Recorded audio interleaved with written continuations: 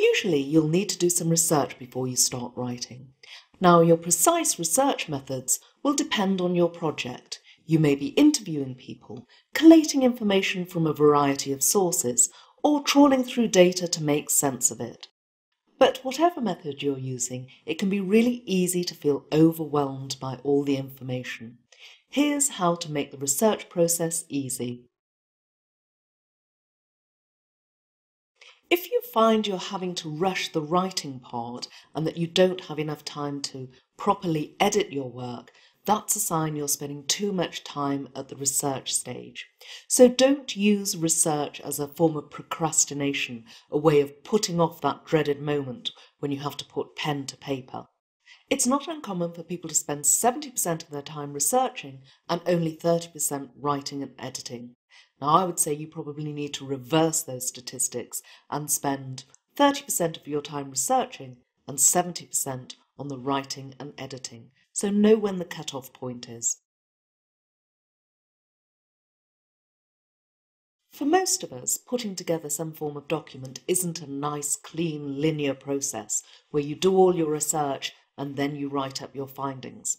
Often you'll find yourself in the middle of writing and needing to go down and hunt down a fact, or check a statistic, or include an extra bit of information.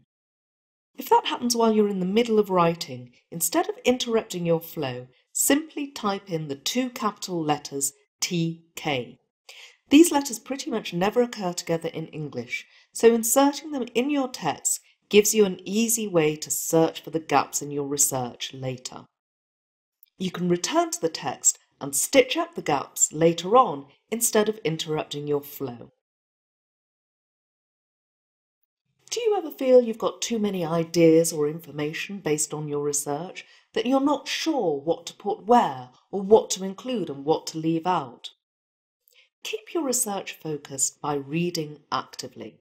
And by active reading, I mean keeping in mind the 2 magic why questions. Why is this true? And why is this important? Why is this true is a particularly important question to answer if academic credibility matters to you. What you're essentially asking here is, why should I believe this? How reliable is this source? Is the writer an acknowledged authority in the field? Can I trust this information? If you can't, then move on. The why is this true question is about reliability. Our second question, why is this important, is about relevance. With the why is this important question, you're basically asking yourself, why am I reading this? How can I use it? How does it support my point, further my argument, or build my persuasive case? If it doesn't add to your case, move on. By constantly asking both these why questions, you're actively engaging with your material. You're questioning it, filtering out what can be discarded. You're not passively absorbing a lot of overwhelming information. Research overwhelm can be particularly acute when you're using electronic sources, such as the internet or online databases. And one reason for that is it's simply harder to read actively when you're reading on screen. It's also much easier to find yourself following link after link until you end up miles away from where you started.